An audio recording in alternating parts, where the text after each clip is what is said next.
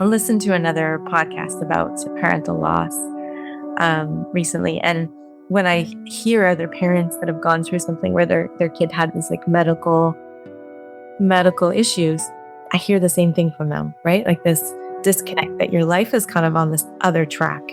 It's not on a parallel track to other normal pregnancies and things. So this was just like an emotion that just kept reoccurring throughout. So I would journal about and reflect on. And everybody, welcome back to Living the Next Chapter. It's the Author Podcast. We get to talk to amazing people from around the world, amazing stories. And today, Elizabeth is on the show. We're going to talk about her journey as an author. She's a first-time guest, everybody, so we're all excited about this. We're going to be talking about her journey, and it's going to really touch a lot of lives. And I know there's many people who have been down this path and haven't found answers for what Elizabeth has gone through and how she's come out the other side. And she's written a book about it. She's here to share her story. And as a parent, I think you're going to love this. So, Elizabeth, welcome to the show. I'm so glad to have you on the podcast. Welcome to Living the Next Chapter. Thank you. I'm really happy to be here. Thanks for giving me the space to share. It's great. Excellent. For those people who are meeting you for the first time, Elizabeth, where do you live? Where are you in this big world of ours? I'm in Montreal, Quebec, and I live in Verdun by a beautiful river. I've lived here. We have lots of listeners in that part of the world. I'm here in Ontario, so we're both on this side of the border, which is fun for me as a host to have somebody here from Canada, which is great. You've lived there your whole life? Is that where you're from originally? Yeah. I was born in Montreal. Lived a little bit around the outskirts of Quebec in the Gaspé and the South Shore, but I've landed back in the city, and yeah, it's home. I like that. That's great. Many people I talk to are from all different places. They're like, oh no, I grew up over here and now I live here. And it's like, oh, I like when somebody's kind of homegrown. This is my circle. This is my community. That's amazing. It's good. Excellent. We have a lot of authors, Elizabeth, that listen to the show and they come here for inspiration from a fellow author. What was it for you that started the whole journey of, you know what, I want to take my story and write it as a book and put it in the world? Was it somebody giving you a little prompt to do this? Was it on your own? How did this come to be? So I started first actually with a blog post because my story involves, it was it felt lengthy at the time, my pregnancy and subsequent loss. But it was a complicated pregnancy, like 5 months in, and writing a blog was a way to kind of express to everyone who were wondering and asking questions or concerned, I think, because there was health concerns with the baby, like he had a heart issue, that it was a way to communicate and kind of give a bit of a barrier of multiple questions, repeating yourself and so forth. So I started actually with that, like writing through a blog. And then once I then turned it into actual just personal journaling when I didn't think I wasn't writing for an audience. I was just writing to get my emotions out and kind of, because I had already started in that format, which was really helpful. And then, so after the journey continues. So it's not like it's ended, but this was 10 years ago. So, about 8 years ago or so, someone approached me because they had really liked. I had several people tell me that it was helpful to read my blog posts when they were going through a loss of their own in pregnancy. And so there was like some feedback that this was like helpful to hear. It helped me in my journey. And then I was working in a school at the time, and a friend of mine who's an English teacher, she was really open. She said, "Can I read what you've been writing?" Because I had said I'd been writing a lot more and had personal journaling entries and things. So I kind of gave it over to her to read, and she just came back and said, "You have to do something with this." And so then I really had no idea where to go with that. And it was a pretty it's all very personal. And when it's a journal entry, it's kind of hard to think someone might come and break it down or tell you what they want to hear more of, or they don't want this part of it. Like that felt really intimidating. So it was really helpful for her to refer me to Mally from Next Gen Publishing. So she's based in Victoria, Yeah. BC. And I just kind of met with her and instantly felt a good connection. I felt safe, with what I was gonna like let people open up and see and read. And yeah, it kind of went from there. It was about a year's worth of like a back and forth with what I was writing, then prompts or suggestions, and um, to keep me kind of propelling forward to still write more, to kind of, it was a very, very, very interesting journey, very therapeutic, because what I would say too is that I think this expectation that we just write something that's ready for packaging and publishing is not at all how it goes. So the best Yeah. thing to do was just to like jump in and send or have something to work with.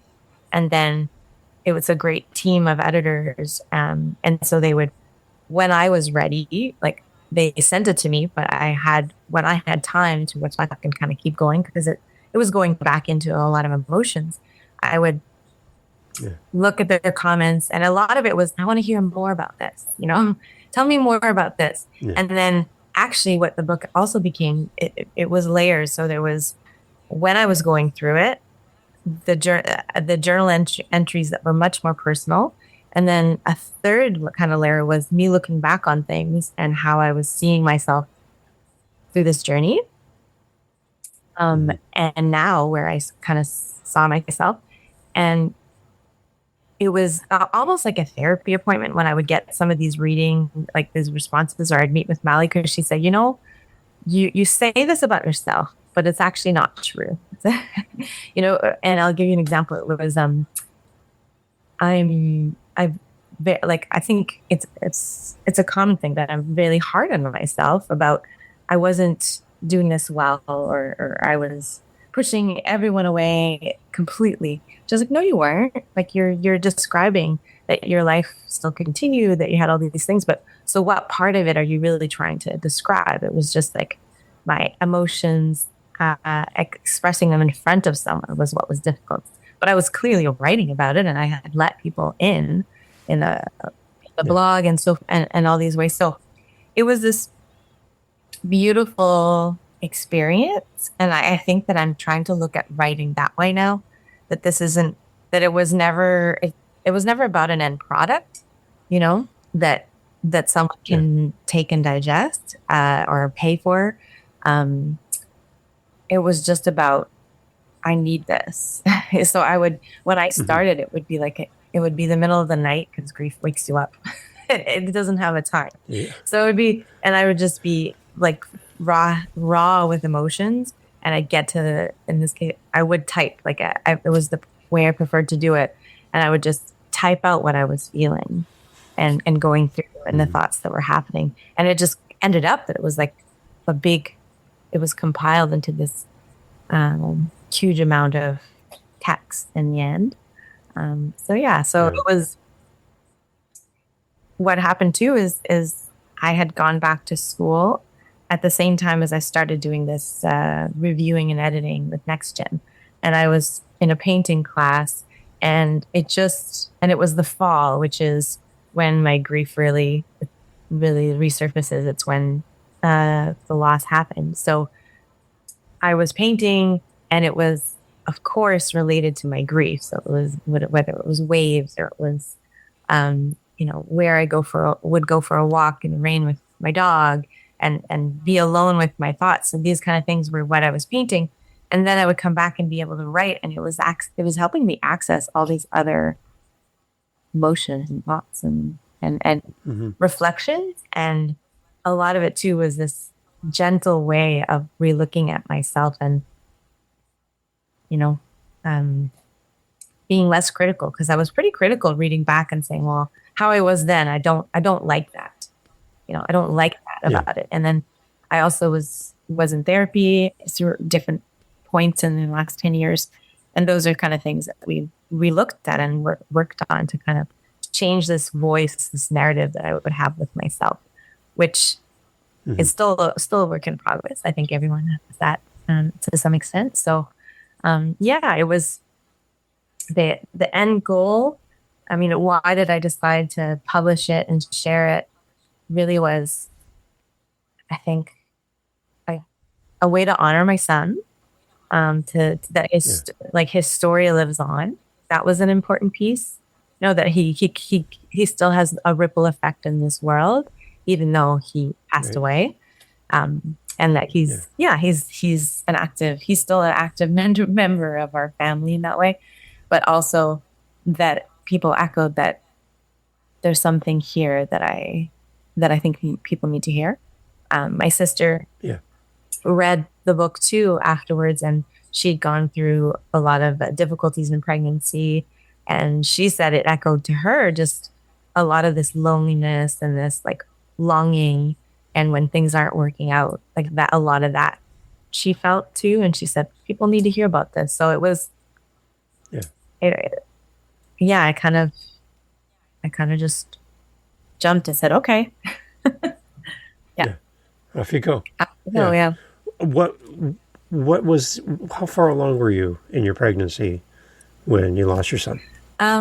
So it was 8 months. I was 8 months into Wow. pregnancy. Yeah. Yeah. So Wow. we only had, I think, like early appointments, ultrasounds and things. The first ultrasound was actually only at 4 or 5 months. So it was July of 2015. Yeah. And it was during the ultrasound appointment that the doctor noticed there was something wrong with the heart. And it was like noticeable in his face, like that there was something really, really going Yeah. on. Um, and he didn't kind of know what to do with it. So then it led to referrals to the hospital setting, and waiting for those first appointments, a lot of it just became, you know, not just about everyone wondering what really was going on or what was wrong. There was 3 heart Yeah. defects, so then there was cardiology appointments on top of ultrasound appointments, and the ultrasound appointments became almost near the end it was more than weekly, but that basically that time period from July to late October, because it was November 2nd, first second that he passed. It was Yeah. just in and out of hospital genetic testing to see kind of what was the root cause of it, which was discovered to be like this kind of first case and reported in the world of the variety, I guess, of the chromosomal difficulty of like where there was a defect, and also waiting and learning, will this affect other pregnancies? And so kind of felt like in that process, my husband and I, so he would come to every appointment with me, which was so good. We look back on that like with a lot of gratitude, or we'd have the appointment and we'd have the rest of Hmm. the day together to kind of just sit with it. But we saw it too as this was actually the time when we have with our baby, because we kept seeing him on the screen, right? Other people are talking or looking at it scientifically. We were looking at it like, Yeah. emotionally, right? And Yeah. another Yeah. chance to see how he's doing. So that, um, but there was also like emotions of just the fear of what would happen. And we knew about him into July, end of July, beginning of August, that he was going to be a special needs kid. And Hmm. we, there was a lot of unknowns, but we decided to go ahead with the pregnancy. We had like Yeah. great supportive family, and financially, all of our means. We were already in love with them. Like it was hard to think Yeah. anything different of Right. that. So yeah, so we went forward with the pregnancy, wrapping our heads around, okay, what will our life look like? Some of the emotions and things and what I would go through too was just feeling so different than now everyone else who's gone through pregnancy. Like, so the questions Hmm. people ask, they just didn't apply to me anymore.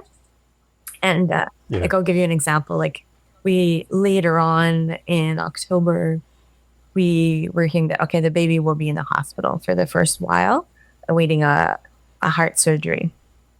And so when people would ask, oh, they start to give their advice about, when the baby comes home and like all of these kind of things, the tricks, it was just like it was so hard to hear that kind of stuff because you're like, yeah, it's not Mm-hmm. that. So like there were these layers of grief that would pop up that like you can't know or expect. But I think I've been I listened to another podcast about parental loss recently, and when I hear other parents that have gone through something where their kid had this like medical issues, I hear the same thing from them, right? Like this disconnect that Mm-hmm. your life is kind of on this other track. It's not on a Yeah. parallel track to other normal pregnancies and things. So this was just like an emotion that just kept reoccurring throughout. So I would journal about and reflect on. But what happened leading up to like October, there were just a lot more appointments. Uh, they'll listen in for heartbeats when you go, as well as the ultrasounds. And I went into pre labor in October, end of October, but they had really said I kind of clung to this early on in the cardiology appointments that they really needed the baby to get to 36 weeks to be strong enough to, I think, tackle a surgery post Yeah. post delivery. And so I think it was 33, 34 weeks. I was going into like it was preterm labor, and I ended up at the hospital and kind of thinking, okay, this is it. Um, Yeah. but the doctor kind of came back and said too, like, if we need more time, like, and like, so if you could magically slow this down, anyway, it did. It did. The Yeah. labor contraction slowed down. I hadn't been that dilated and so forth. So we ended up back home. Yeah. But about a week later at a hospital appointment where they were looking for, they put the belt around you. I was very used to this. Yeah. To listen for the heartbeat and for your heartbeat, and they just had trouble finding it. And then it kind of led to them eventually, okay, well, let's go at an ultrasound because I was like too much. There was a lot of fluid that I had in my belly at the time too, Yeah. and then that's where they didn't see the heartbeat anymore. Yeah, so that was November 1st or 2nd, yeah. So Yeah. and then yeah, like what happened later was like it just but I had to deliver, which was Yeah. very difficult, but there's a lot I read about gratitude, I think, in my book about my family being around, and kind of, Mm-hmm. and I had this, I think of it with gratitude now, it became not so good later on. It's just, I wasn't masking, but I would definitely concentrate on everyone around me and how they were doing. So I even did that in the labor. So it actually kind of made the reality of it a little less terrible, because I was just with Mm. people I loved and they were looking out for me, and I kind of was focusing on that and them, and it helped me get through it all. And but then Yeah. I was off work for 5 months afterwards, and kind of was then sitting alone with it all, which is when things kind of Right. hit more. Um, Yeah. but I'm a bit of a busybody too, so I kind of filled time. I did some ceramics, which was always really helpful. I found like my Mm-hmm. emotions would really like be let out a bit more because I was doing something, right. It just feels less intimidating. No one's looking at you waiting for you to just start bawling. It's coming more naturally, or Yeah. there's a better, I don't want to say a better flow of of it all. And then also, walking in the rain where no one can see you. You're not worried about someone passing you by and seeing that you've been crying. Yeah. So there was Right. different things like that helped. But when I went back to work, this was March of that year of 2016. I think I just had less room to breathe, to go through things. And I was now back in a role of taking care of other people. So I was a counselor at a high school and trying to help other people manage their emotions and difficulties and traumas and things. So I kind of didn't have the much of enough of an outlet, and I was still pretty worried about how other people uh, were worrying about me. So I wanted to be better, I think. And I just started to get really difficult. Yeah, I talk about in my book about being super irritable or, just not having patience for things I had patience for before. Those were some signs. But then I also at one point felt this urge to kind of live a different life. Like I wanted to just jump away. And Hmm. and I was out my husband and I were he was always very good at listening to where my thoughts were at, or even reading my I let him read my journal entries and things. And it was kind of this way we would be able to talk about it without necessarily talking even all the Yeah. time. And I shared that with him that I wanted to just like escape from all of this. And he said, yeah, but what about me? Like, can't leave this life. It's you and me. And it was a good grounding moment and a Hmm. testament, I think, to like our love for each other and our wanting to, yeah, just there's a there's a good thing about like this. You want to be better for someone else too, right? Yeah. But I ended up going finding therapy again, or I should say, yeah, finding therapy um, with a psychiatrist through the hospital, the Jewish General. That's where I had all the support, where I gave birth, and it led to a diagnosis of post traumatic stress disorder. So, Hmm. and then yeah, I kept writing. I had therapy. I had um, art, and different things like that. So it kind of gave me some space again. And I got better at work about Nice. saying, like, I have therapy today. I can't make it into work after that. I just need time. And people were Yeah. supportive. Right. Yeah. So, yeah. And I kind of was mapping this without, like, or mapping it, or yeah, like writing about all of this at the time. So it was so strange, like going on 2 years ago to like go back and read some of this, Yeah. and I would often do that at in the fall. Like this was the time where I almost jumped and wanted to be back into this and like get back into this Yeah. to be. Yeah. I was feeling raw anyway, so might as well go back in. you know? Yeah, yeah, So it's your own personal story, and it's hard to put your story out in the world because it's not really written for somebody. It's written about you and what you lived, yeah, your experience. Even though it's not really written, you're not writing to somebody to like on purpose to kind of help them in the basic idea of the book. But who do you hope the book helps when they read Lost Within Waves? Who do you hope that picks up this book and finds comfort, support, doesn't feel so alone, like you talked about? Who do you hope this book helps? I think for sure people who've gone through perinatal loss, um, or just the loss of a child. Yeah. But also, I mean, my sister had echoed that for her, just difficulties with pregnancies and just that longing for motherhood that wasn't just happening as easily as everyone else. Um, that for sure. I think a friend, family members who are kind of watching from the outside and wondering how can they help. I think it would be really good to read it. Like I write about a friend who she was kind of just spot on. Her name's Sarah.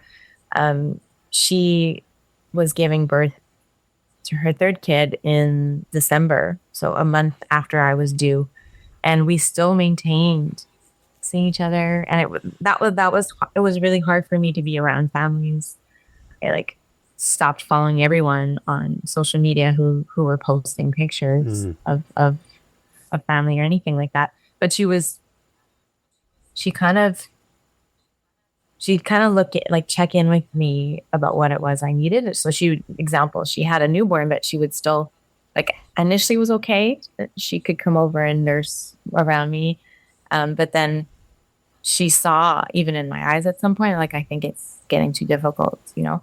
And then so late subsequent times, she would just come over, you know, even if it was for a short amount of time, but without the baby, without her family, without, you know, and just be there. We just watch Be TV her. or Yeah. chat about other things. Like, she kind of knew, you know, um, I think that people in my family, my closest circle, they wanted to stop it all for me. You know, not stop it, like, you can't, but um like, their empathy also meant that, can I do something to try and help you through it? And the answer was no. Like, you can't. You just can't. Uh, you can't fix it for someone else. So Yeah. I write about my interactions at times with my sister. You know, an honest back and forth about, she was feeling like I was masking my emotions and not feeling them enough, and then I was kind of saying, you know, I need some distance. This is only me figuring this out. And, you know, the time I wanted with family wasn't about rehashing things either. Right. And then I had a lot of difficulty Right. with my mom, um, all internal, because I knew she was a mother to me. I knew she had pain losing her grandchild. I knew she had pain seeing me. And that just, like, was too much for me. Like, it was kind of this, like, reflector of, you know, I could see and empathize with what she was going through, and it just was too hard to be around her. And that was, like, Yeah. for a good amount of time, but she remained patient, actually, really patient, and despite that, loving, and she didn't try to pry or anything either. So yeah, I think that the people around us want to be there, and knowing how to is really, really hard. Um, I think that um, these platitudes that people say can be really hurtful. Um, and just, like, it's kind of less important to say something to try and remedy or fix a situation, and just more important to be to try and be in tune, and you can even ask, you know, like, what do you, not what you need, because I don't think you're going to get an answer. We don't really know what we need in those Mm-hmm. moments, but, you know, just going for a walk, and it's just about going for a walk or doing things together. Um, there's a lot of other ways, and bottom line, I think people say things because they're uncomfortable, right? We're Right. uncomfortable with death. We're uncomfortable with the grief, with expressing what's difficult, and but it is a part of our lives. You know, we're not, you know, Yeah. it hits all of us at some point, different ways or different experiences of grief. But I think people say things because they're uncomfortable, and that now, like, even now, it just makes me angry, because then it's about you. It has nothing. You're not actually here for me. You know. Mm-hmm. Go. Right. Yeah, that's an audience as well. I think um, maybe women just in general, and how we process things, or don't process things, or, like, emotions that we are not um, comfortable with, like anger. We're not taught to Yeah. be comfortable with living in anger or being in anger. Um, I had to do that, like, later on. Was just not, I didn't want to be an angry person or irritable person. And that's what I thought I was becoming. So that was difficult. But man, I think I had so many reasons to be angry. You know, like, it was totally Mm-hmm. not okay. What happened to us, and happened to me, and happened to my son. But, you know, I'm not the only one. I think most of us grow up with, like, well, you know, anger is not an attractive personality, or, you know, it's not an attractive emotion in a girl. And there's something, Yeah. you know, people get like, oh, you better, you know, those emotions are, you know, I don't know, that we just kind of push it. One is wants to push it aside, and but yeah, I, It's interesting. yeah, yeah, Yeah, because from my side, knowing that I was going to be talking to you, I've had a conversation with my wife. We lost our baby at about 3 to 4 months. It would have been our fourth. And speaking from a dad's point of view in all of this, my wife had direct connection with the baby, obviously, carrying the baby. I felt disconnected and not knowing how to deal with it as a dad. yeah, Because when you first find out that you're having a baby, everyone's excited. yeah, Everybody's your brain switches yeah, from I'm me, now I'm a parent. It's going to happen in a period of time, and I'm going to become this person. yeah, And now I have to transform everything that I think from a guy's perspective. Again, being disconnected from the whole process, you're just kind of watching from a distance and cheering your wife on and trying to be supportive. But when you lose your child, yeah, I didn't know what to do with myself. Like I didn't know how to help my wife. I didn't know how to help myself. I felt like everybody didn't know what to do with me yeah, and didn't know what to do with my wife. Everybody treated us like precious china. They're like afraid to say the wrong thing. So I'm just going to not talk to you. And then that's the worst thing because everybody's now pulled away from you. yeah, And when we lost our baby, I almost lost my wife at the same time. She almost died.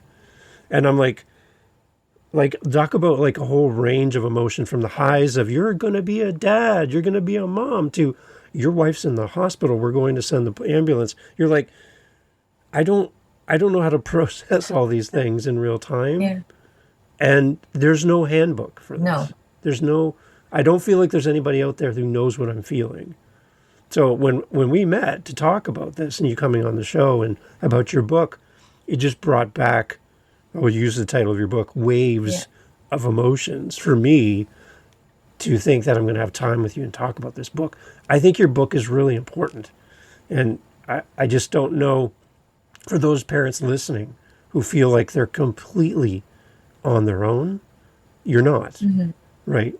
Grabbing Elizabeth's book is going to be a good foundation for you and a good starting point, maybe to have those conversations with people or how you deal with people who are pulling away from you because they don't know how fragile you are in the moment. They don't want to do something to upset you or hurt you, or they just don't know what to say, no, they didn't. Yeah, right? So this book is going to be a good companion for them. yeah, yeah. And I mean, you touched on a lot of things. I'm so sorry for your loss, and we like that it come.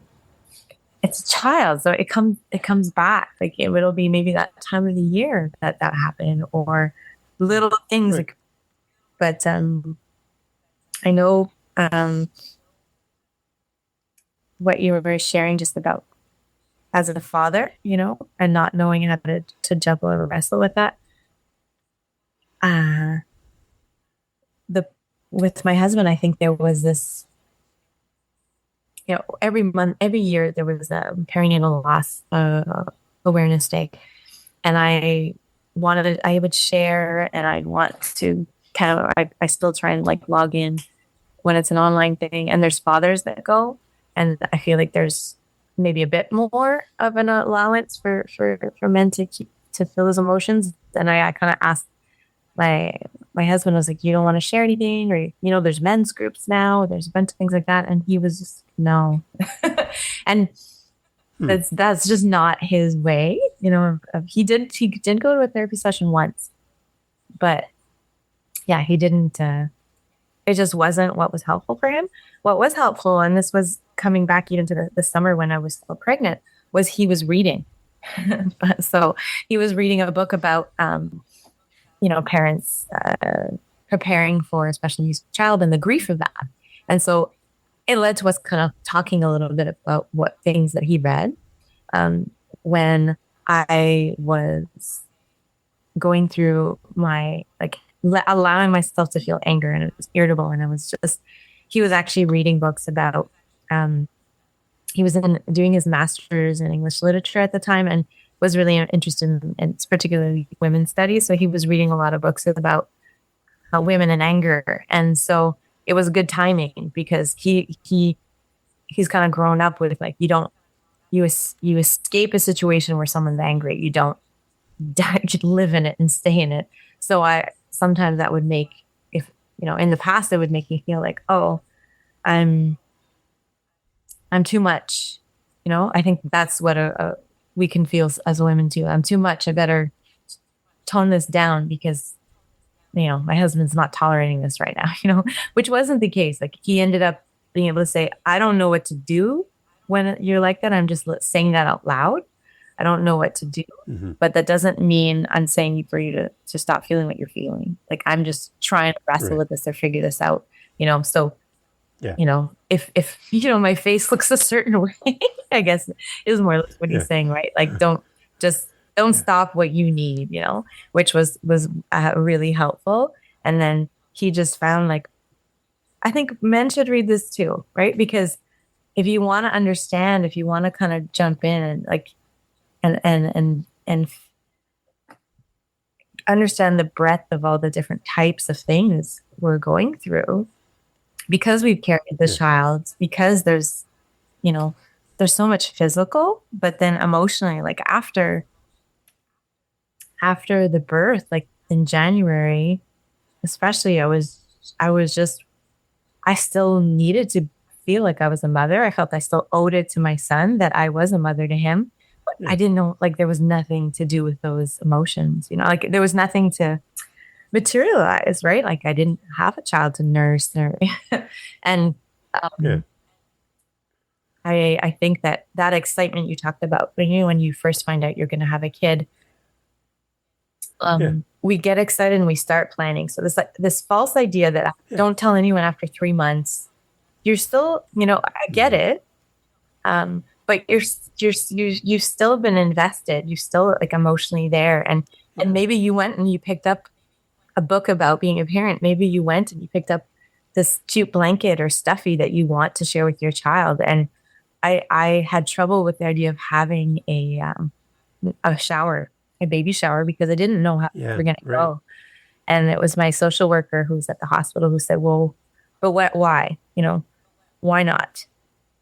And I think it was, I didn't want people to be around me and celebrating it all, but she kind of tried to change it. It was like, yeah, but you're preparing for your child, your baby, um, and what you want for them. I didn't know. We were waiting to find out it was a boy. That it was. We found out it was a boy after the birth. Um, Yeah. and this, these, we do these things, and more or less to jump ahead. The objects that I still had were a way that I could go back and be with him. And so Hmm. maybe also a tendency, maybe more in men, I think, than in women, is to say, let's next chapter, let's close this off, and we have to kind of keep going, especially Yeah. if you see your partner grieving and struggling with their mental health. Right. You want that to be done. You want them to feel better, but it's actually in like Yeah. kind of not meaningfully, but saying comments to kind of move things along faster are maybe more hurtful and maybe might keep them more in that depression and grief, because we really need it. We have like those, I still have my shoebox, like that the hospital prepares for you. You don't think to do these things, but it was so helpful. They had pictures, and they had like a little charm, and they Yeah. had and I had the blanket that I had for, like the wrap blanket that I had for him, and Yeah. taking moments with that, or making like an ornament for the Christmas tree that will always be there. We Yeah. think that, not just men, but more commonly, I guess, we'll think that if we take away those, the reminders or different things like that, or we just help someone move faster through it. But that's kind of saying an opposite message. It's saying that that child doesn't deserve the space, the talking Hmm. about them, um, and I my son, who's 8 now, so he Hmm. knows. He knows he has a brother. And Yeah. it was very early on that we started talking about that. And part of it actually was through the object cycle. That was we his name was his nickname when I was pregnant was Little T. Because 2015 in June, the Jurassic World was coming out, and I'm a big Jurassic Park fan. And I Oh, have my Jurassic Park okay. Yeah. T-shirt on, and a coworker saw my with my belly and says, you're not growing a baby, you're growing a little dinosaur and like a little T-Rex." And so Rawr. this Yeah. became his nickname. And when he was born, we gave him the name of Theodore. But we always still refer to Mm. him as Little T. And so all of this little T-Rex kind of themed baby stuff, his blanket or the stuffy that someone bought for him, have stayed in our family, and they've stayed part of our Nice. conversation. So when, I would, at some point, I said to my son, I think I guess he was around two at the time, 2 or 3, that was your brother's. And then he would ask questions, and I would talk about it. And yeah, I would get emotional while I was talking about it too. And I would come back and talk with my psychologist about, am I messing him up by just talking Mm. about a son, his brother that he will never meet? Is he going to be this weird, he's going to turn into this very weird writer who only writes dark thinking, no, no. But she kind of said the opposite. She was like, no, you're allowing, you're voicing to your kid that death doesn't separate us, like that love is last, Mm. that will always last. And that's super comforting actually for a kid to hear, right? That you're part, he remains part of our lives and our family. And the more that we would talk about or integrate little T, the emotions weren't as heavy anymore too, so Yeah. like water, it really will dilute it. The pain isn't going to be Yeah. as intense all the time. And whether it's a time of year, a memory, a song, or all kinds of things that kind of hit us surprisingly when we are remembering someone. So when grief hits us, I like to think that I don't know, our life still has them in it, weaved in it, like at every moment. So we like dinosaurs in my family, like, and my son has grown up with really excited about having a dinosaur collection, and he's 8 and we just watched Jurassic Park for the first time, and it was so Yeah. fun. Yeah. Yeah. And it's this unthreatening way too, right? That he's with us sort of, for that. So you Yeah. have a water bottle There you holder go. that's Jurassic Park, and no one would know the wiser, but it is sort of like this way that I'm always connected. So It's comforting, right? yeah, absolutely. Yeah. Yeah. Yeah. Yeah. Yeah. Yeah. Yeah. Okay. So Lost Within the Waves is out. You're an author now. Congratulations. Do you think you're going to keep writing as an author? Do you have more stories to tell? Yeah, I think so. I'm also, I feel more comfort now saying I'm also an artist. So I'm in art Yeah. school and studying to be an art teacher. And so I do ceramic art and Great. painting. And so it's kind of always, I feel like I'm bouncing around with different things all the time. But I've recently tried Yeah. to get back into either writing or drawing every day. So I'm trying to use these writing prompts from a book. And it's a little bit, I'm not really at a space yet where I know where any of this will go. But kind of like I did Okay. before, it's just I'm writing and maybe things will eventually compile into Yeah. something. And then I jump off of that and keep going. But I don't want to, the book took time, but I'm happy it took time. I actually stepped away from it for a year and then reread it. And that was interesting. I had new reflections. It led to, Yeah. I was in a better space too. Like I was finishing Yeah. a job and Yeah. starting a new venture. So, yeah, I think I will. If it makes sense. But yeah, I'm just enjoying that freedom of expression too. Yeah. Because I think from a reader's perspective, there's a bond that happens when we read something from an author that we love. Mm-hmm. And there's a longing that we're like, I hope that Elizabeth writes again, because the connection I have with you as a reader, I want to continue the conversation, and I look forward to more coming from you. Short stories, poems, artwork, but something that where I can stay in touch with you as a creative person, Mm. kind of living your life in front of us as inspiration for us to continue living our life, even though we're facing loss as well. You're kind of like a role model, somebody we can look to as inspiration when we're having bad days, going, somebody else has been down this path before. I'm not alone, right?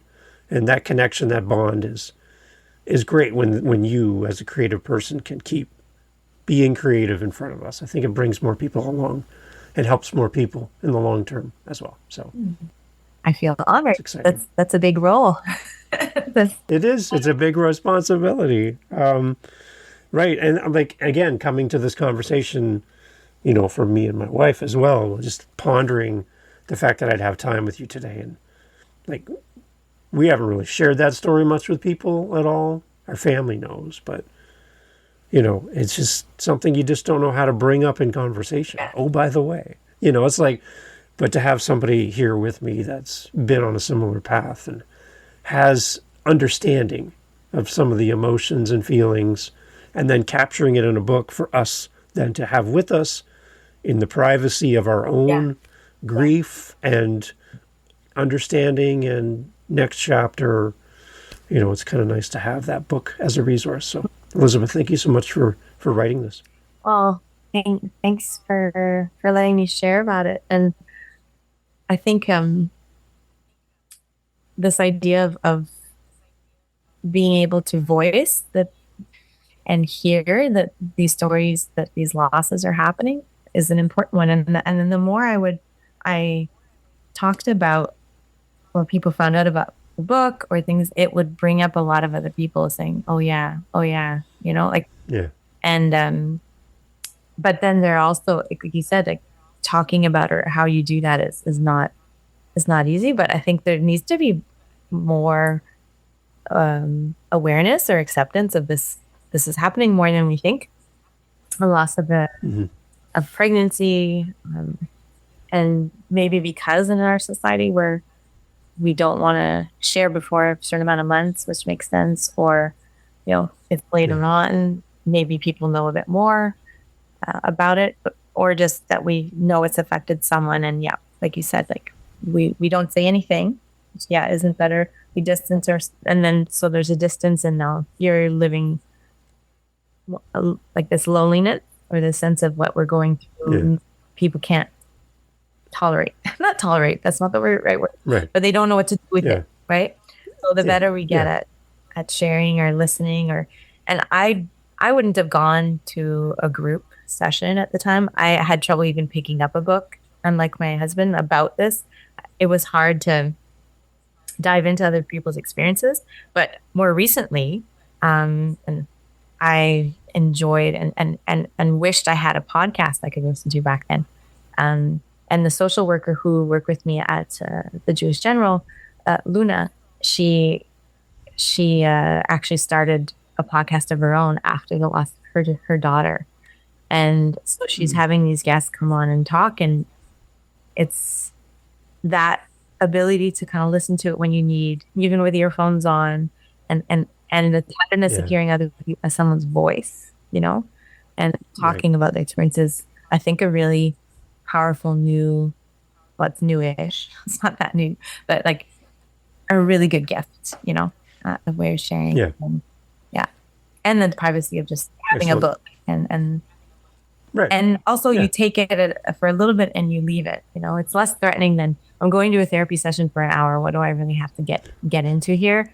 And then you stop and leave, whereas, the book, maybe go sit by the water, go for a walk and read a few phrases, and then you keep walking, and come back to it, maybe do a year from now or not. But, I've had people say, I'm getting your book, but I'm not ready yet. I said, I totally get that. Of course, you take what you need from it. I'll get that podcast link that you talked about. We'll put it in the chat so people are in the show notes so people can then go and listen as well. But Elizabeth, Johnstone.com is the website. We'll have a link for that so they can come and find you, see more about you, and connect with you after our talk today. Elizabeth, Thank you so much for doing this. Thank you for sharing your story. And I hope that you continue to help many, many people with Lost Within the Waves. Thank you for being on the show. Thank you so much. It was a pleasure. Hey, thanks for listening to the podcast. Glad to have you here. I just want to let you know that you can always find out what we're doing live in the moment by going to our YouTube channel. Head over to livingthenextchapter.com. There'll be a link right there. Head over to our YouTube channel. Make sure you like, subscribe, do all the things that all the YouTubers love to say. And in our YouTube channel, a couple things. You're going to get advanced listens. You're going to get the episodes that we're working on in real time. So we record and post daily on our YouTube channel. I'd love for you to give us a follow over there. As well, we're making playlists. We have over 500 episodes. So finding the right episode for you, we're trying to group things into playlists. So if you like children's books, if you like business, you like historical fiction, we're grouping our authors together to make it a little easier for you to find your favorite next author. So head over to livingthenextchapter.com. And again, I'd love to hear from you. Hearing from the listeners of the show is great. And I just want to say thank you for being a part of the podcast family. And I look forward to having you back for the next episode. Thank you for being here. I really appreciate your time and your listen. Take care.